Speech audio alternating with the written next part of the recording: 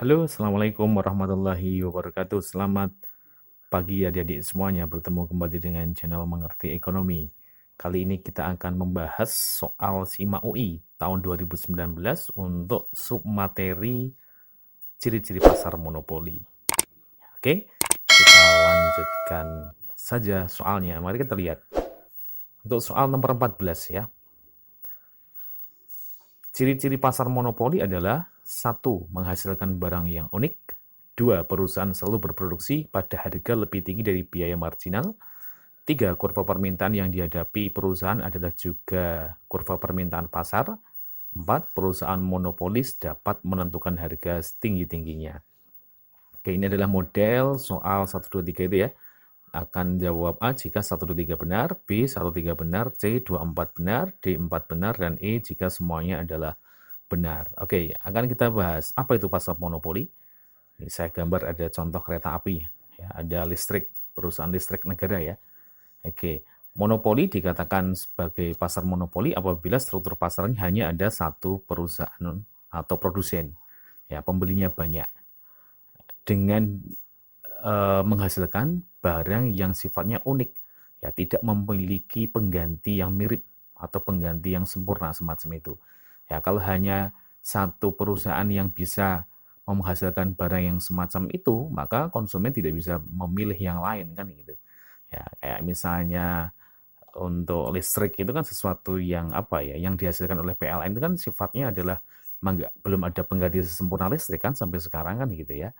Oke, kita lihat contohnya misalnya di sini dalam pasar monopoli ya, selain listrik, itu contoh misalnya bensin ya, atau pertalite ya, pertamak itu kan kalau di Indonesia dikuasai oleh Pertamina sebagai produsen tunggalnya ya.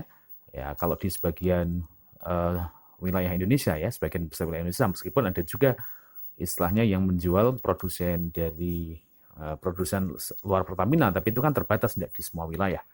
Ya, ini adalah artinya nggak ada barang pengganti bensin sampai sekarang kan gitu kan. Maka ketika dia hanya dijual oleh satu perusahaan, maka bisa model pasarnya adalah pasar monopoli. Oke, mengapa bisa menjadi monopolis gitu ya? Oke, yang pertama adalah karena memiliki sumber daya yang unik. Ya, nggak ada yang lain kan gitu. Kalau ada produsen memiliki sumber daya unik, maka apa? Ya, dia hanya satu-satunya perusahaan, ya, satu-satunya produsen. Kemudian produsen yang telah menikmati skala ekonomi maksimum atau biaya produksinya mencapai minimum, ya, atau economies of scale, ya, ini nanti disebut dengan monopoli alamiah.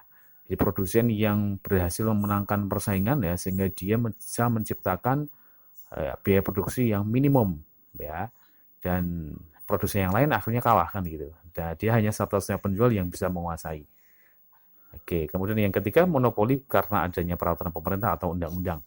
Ya, misalnya pemerintah memberikan hak, ya, cipta, hak karya, paten, itu adalah salah satu contoh mengapa bisa menjadi monopoli. Ya, oke, kita lihat lebih lanjut bagaimana ciri-ciri pasar monopoli adalah pasar monopoli hanya ada satu perusahaan, ya, pembelinya banyak. Oke, kemudian yang kedua adalah kurva permintaan yang dihadapi perusahaan adalah juga kurva permintaan pasarnya juga. Ini udah otomatis karena satu-satunya penjual.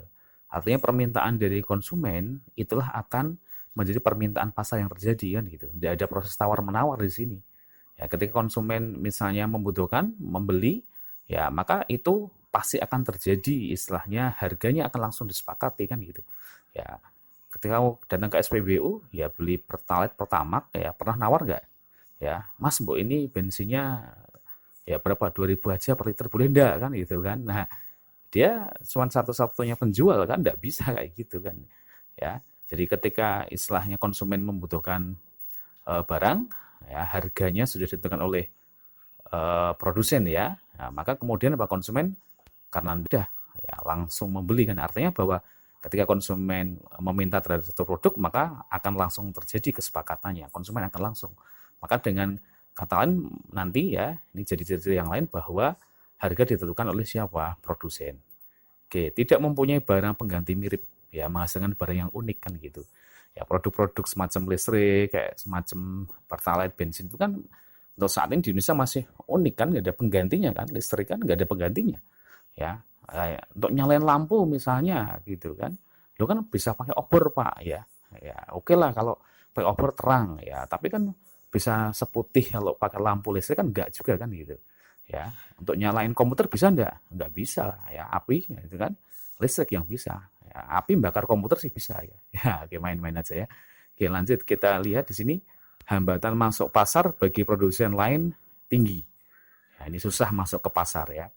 Oke, kemudian produsen sebagai penentu harga atau price setter atau price maker tadi ya. Oke, kita lanjutkan lagi. Ini adalah laba maksimal dan keseimbangan di pasar monopoli. Oke, apabila monopoli ingin memaksimumkan laba, maka perusahaan akan memproduksi sehingga jumlah output atau HI ya pada tingkat marginal revenue atau penerimaan marginal sama dengan marginal cost atau biaya marginal. Ini berarti laba maksimal yang bisa dicapai ya. Nah, ini sama di pasar persaingan super juga sama. Di semua pasar kalau ingin laba maksimum adalah MR harus sama dengan MC kan gitu. Oke, ilustrasi gambarnya adalah semacam ini ya. Ini adalah jumlah produksi ya apabila ya produsen ya sebenarnya bisa menghasilkan laba yang maksimal gitu kan. Nah, ini jumlah produksinya kalau MR sama dengan MC ini nanti ya, ini titik ini adalah yang sebenarnya bisa diproduksi. Nah, karena kalau pasarnya pasar persaingan sempurna ya, maka saking banyaknya penjual ya itu produsen akan terus berproduksi sehingga ya jumlah yang diproduksi adalah dalam kondisi MR sama dengan MC. Sehingga harga yang ditentukan adalah ya di sini harganya sama dengan MC. Ini adalah laba maksimal kalau di pasar persaingan sempurna. Pasar persaingan sempurna berarti banyak penjual. Ya, uji pesaingnya banyak. Nah, bagaimana dengan pasar monopoli? Ternyata pasar monopoli tidak. Ya, namun dikatakan ya monopoli telah menghentikan kegiatan produksinya itu sebelum hal tersebut tercapai. Jadi sebelum kepada titik di mana ya P sama dengan MC itu ternyata monopoli sudah menghentikan produksinya. Ya, jadi artinya apa? Posisinya kayak apa di sini? Nah, kayak gini. Yang merah ini ya. Nah, ini merah ini adalah titik di mana ya monopoli ya ternyata sudah menghentikan apa produksinya kan gitu. Ya, jadi artinya apa? Ketika dia berposisi di sini itu dia monopoli itu memiliki kesempatan untuk memperoleh keuntungan yang lebih tinggi kan gitu. Ya, jadi ya namun monopoli telah menghentikan kegiatan produksinya sebelum hal tersebut tercapai. Jadi sebelum sampai titik di sini ya, ya P sama dengan MC tadi untuk penentuan harganya gitu kan. Nah, selain itu karena tiadanya pesaing maka monopoli masih dapat memperoleh keuntungan yang lebih.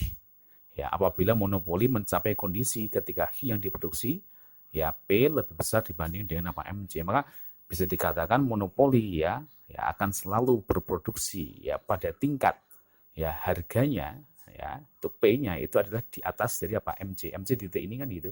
Ya, apanya di sini kan gitu. Nah, nanti kalau di dalam konsep pasar monopoli segitiga yang ini ya, ini yang saya gambarkan ini adalah nanti jadi apa? Semacam deadweight loss-nya ya. Jadi adanya inefisiensi ya di dalam pasar monopoli. Tapi itu untuk pembahasan yang besok ya kalau ada soal lagi. Nah, oke kita kembali ke soalnya. Oke. Ciri-ciri pasar monopoli menghasilkan barang yang unik. Nah, tadi sudah betul ya. Ya jelas sekali ini betul kan gitu. Nah, oke, kalau satu betul otomatis tiga juga benar kan gitu kan. Kurva permintaan yang dihadapi perusahaan adalah juga kurva permintaan pasar yang jelas tadi ya. Sudah kita bahas juga nih.